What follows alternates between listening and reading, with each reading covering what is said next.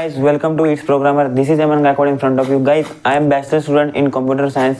Guys, हा video एक web page डेव्हलपमेंटचा असणार आहे, ज्याच्यामध्ये आपण एक कॅल्क्युलेटर बनवणार आहोत. कॅल्क्युलेटरचा जो हा लेक्चर आहे हे आपलं 3 पार्ट्समध्ये डिवाइड झालेला आहे. फर्स्ट पार्ट ज्याच्यामध्ये आपण पूर्ण HTML कोड लिहू, सेकंड पार्ट ज्याच्यामध्ये आपण पूर्ण CSS कोड लिहू आणि थर्ड पार्ट ज्याच्यामध्ये आपण पूर्ण जावास्क्रिप्टचा कोड लिहिणार आहोत. तर गाईज, हा जो फर्स्ट पार्ट आहे याच्यात आपण पूर्ण HTMLचा कोड कव्हर करणार आहोत. So let's go to the computer screen. Hello guys, तर आपण आलेलो आहे आता आपल्या कॉम्प्युटरच्या स्क्रीनवर. आता आपण सर्वांना माहिती की जे काही मोस्ट ऑफ बिग प्रोजेक्ट असतात, आता कॅल्क्युलेटर जो आहे तो पण आपण एक बऱ्यापैकी चांगलाच प्रोजेक्ट बनवतोय. तर हा जो प्रोजेक्ट असतो तो बरेच लोक VS कोडचा यूज करून बनवत असतात, पण मी हा प्रोजेक्ट नोटपॅडचा यूज करून बनवणार आहे. काही विशेष नसतं, फक्त फाईलचा फरक आहे. VS कोडमध्ये जे फाईल्स आहेत ते आपण तिकडे बनवतो आणि त्याच्यात आपल्या कॉम्प्युटरच्या स्क्रीनवर सेव्ह होतात. तसंच आपण हा जो आहे तो नोटपॅडवर बनवणार आहे. तर नोटपॅडमध्ये मी ऑलरेडी 3 फाईल्स बनवलेल्या आहेत. ही HTML फाईल आहे, ही CSS फाईल आहे आणि ही जावास्क्रिप्ट फाईल आहे. ते कळायला पाहिजे म्हणून HTML कॅल्क्युलेटर HT केलेलं आहे. इथे फक्त कॅल्क्युलेटर ठेवलं, इथे कॅल्क्युलेटर जेम आणि JS. ओके, तर आपण हा जो प्रोग्राम आहे HTML मी टाकून ठेवलेला आहे ऑलरेडी.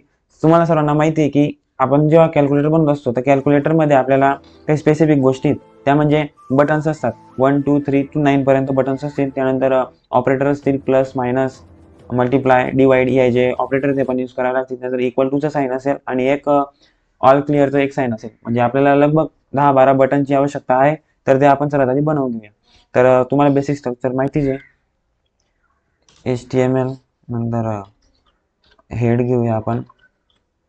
हेड VS कोडचा जर यूज केला असता तर बरेच जे बटन्स आहेत त्यांना पूर्ण राईट करायची गरज राहत नाही. म्हणजे बरेच जे कीवर्ड्स आहेत ते इथं आपल्याला पूर्णच राईट करावं लागणार आहे. तर काही विषय नाही, आपण करूया ते. प्रॅक्टिस पण आपली टायपिंगची जी फास्ट होईल. ओके, हेड क्लोज करायला. ओके, हेडमध्ये आपण आपल्या प्रोजेक्टला टायटल पण देणार आहे, ठीक आहे ना. टायटलशिवाय प्रोजेक्टची मजा नाही. ठीक आहे, टायटल काय द्यायचं? ऑब्विसली कॅल्क्युलेटर बनवतो तर कॅल्क्युलेटरच द्यावं लागेल ना. काय प्रश्न करतो मी? ठीक आहे, कॅल्क्युलेटर टायटल दिलेलं आहे आपण. आणि आता इथं घेऊया मेन गोष्ट आपल्या प्रोजेक्टची, जी की आहे बॉडी जी आहे आपल्या प्रोजेक्टची. आपण बॉडीपासून स्टार्ट करत असतो. हा जो मेन स्ट्रक्चर असतं कॅल्क्युलेटरच नाही, प्रत्येक प्रोजेक्ट बनवत असताना एक मेन स्ट्रक्चर असतं. HTML नंतर हेड सेक्शन, हे सेक्शनमध्ये आपण टायटल देत असतो. जसं की तुम्ही पाहताय हेड सेक्शनमध्ये आपण टायटल देत असतो. कुठे गेला कर्सर? आला. ठीक आहे, HTML जे काही आपण कीवर्ड्स ओपन करतोय ते आपल्याला क्लोज पण करायला लागतात. इथे HTML क्लोज केला, हेड घेतला, हेडच्या मध्ये टायटल दिलं, नंतर बॉडी. आता तो बॉडी देखील आपल्याला क्लोज करावा लागेल. त्याला पण आपण क्लोज करून घेऊया. एक प्रॉपर प्रॅक्टिस होत असते. जी काही कीवर्ड्स तुम्ही ओपन करताय ते लगेच क्लोज करायला पाहिजे.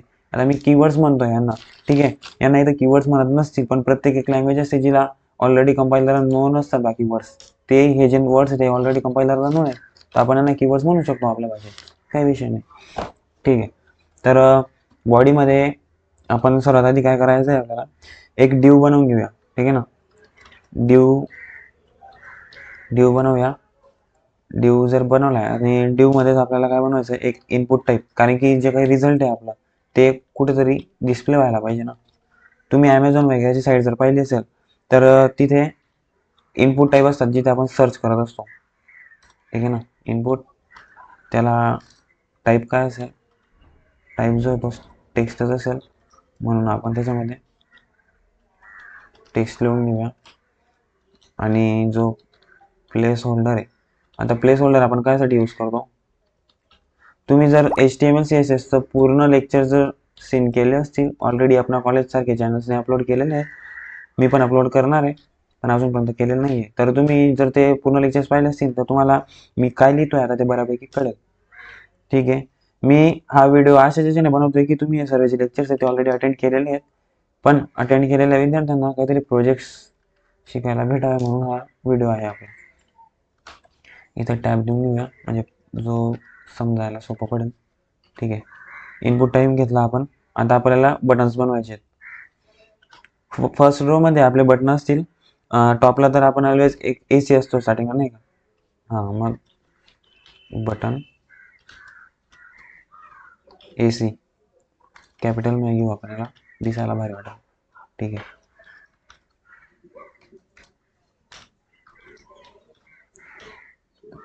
Button, okay.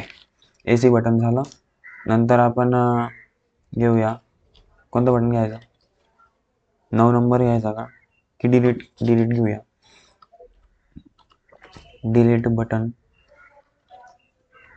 HTML कोण लिहिल? आपणच लिहूया, काही विषय नाही.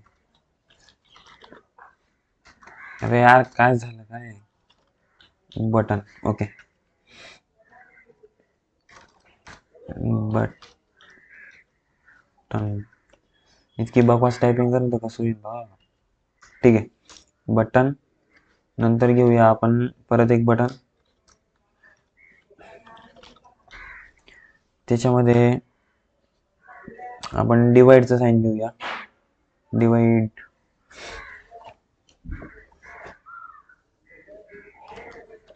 ठीक आहे.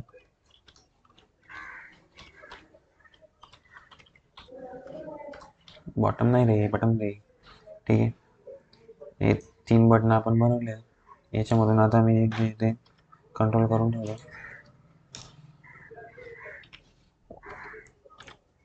डिवाइड नंतर आपण घेणार आहोत तिथे पर्सेंटेज होता, सॉरी तो पर्सेंटेज नंतर डिवाइड घेणार आहोत. ठीक आहे. आपण हे जे 4 बटन्स आहेत ते बनवले आहेत एका डिव मध्ये. ठीक आहे ना. तर हा जो डिव आहे तो आपण इथे क्लोज करूया. ठीक आहे.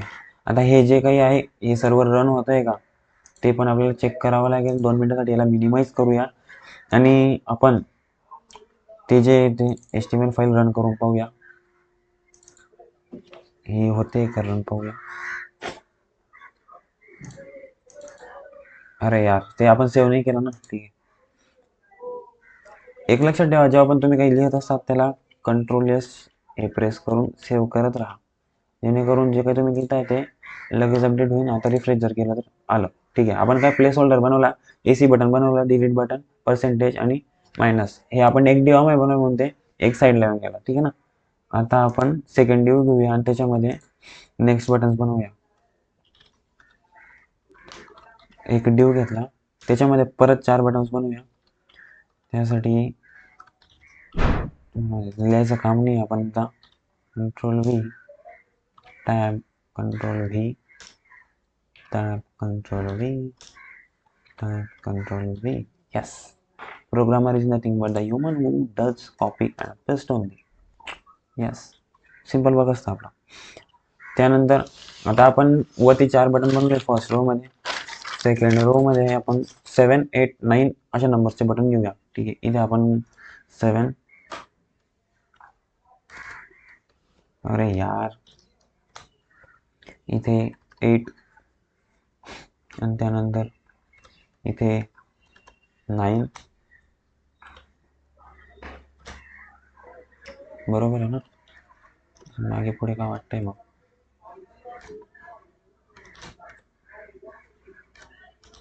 ठीक आहे.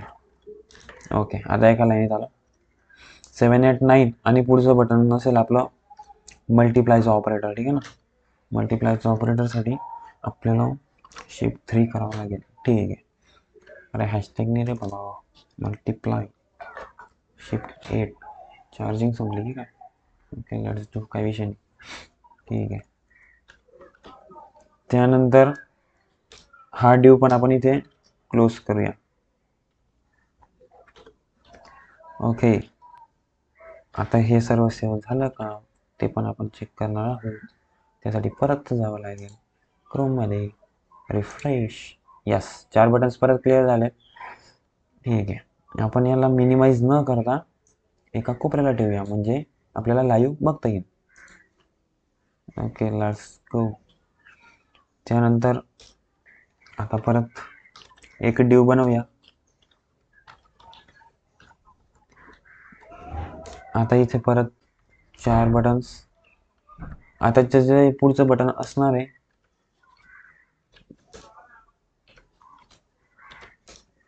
आधी 4 बटन बनवून घ्या फटाफट. ठीक आहे. आता जे पुढचं बटन असणार आहे आपलं ते पुढचं बटन असेल आपलं 4, 5, 6 अँड क्लास. ओके. 4, ठीक आहे ना, 5, 6, आणि ऑपरेटर कोणतं घ्यायचं आता, डिवाइड झाला, मल्टिप्लिकेशन झाला, आता आपण घेऊया मायनस. ठीक आहे, झालंय. हा ड्यू पण परत क्लोज करूया. ड्यू का वेगवेगळे घेतोय हे तुम्हाला कळलं असेल. प्रत्येक जे बटन्स आहेत ते वेगवेगळ्या रो मध्ये यायला पाहिजेत म्हणून आपण वेगवेगळे ड्यू घेतोय. सिंपल आहे, ठीक आहे ना. परत एक नवीन ड्यू, त्याच्यामध्ये आपण परत 4 बटन घेणार आहोत. कॉपी. आता काय परत परत ते आउटपुट काही मी शो करत नाही, कारण सेव्ह होत आहे, ते आपल्याला कळलेलं आहे, कन्फर्म झालेलं आहे, ठीक आहे ना. परत कंट्रोल व्ही, ठीक आहे. आता पुढचे बटन असतील आपले 4-5 असले ना. आता 1, 2,